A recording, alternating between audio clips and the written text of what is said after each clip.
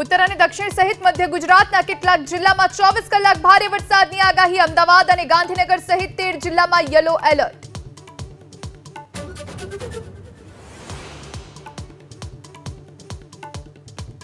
સવારે 6 થી બપોરે 2 વાગ્યા સુધીમાં રાજ્યના 91 તાલુકામાં મેઘમહેર। સૌથી વધુ ઉમરપાડામાં 4.25 ઇંચ તો ખેરગામમાં 3.5 ઇંચ વરસાદ।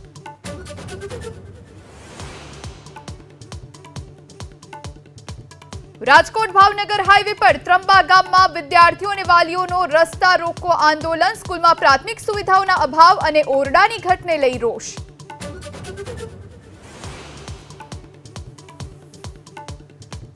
11 ઓગસ્ટે યોજાશે નીટ પીજીની પરીક્ષા। 23 જૂને લેવાનારી પરીક્ષા કરાઈ હતી રદ। 2 પાળીમાં કરાશે પરીક્ષાનું આયોજન।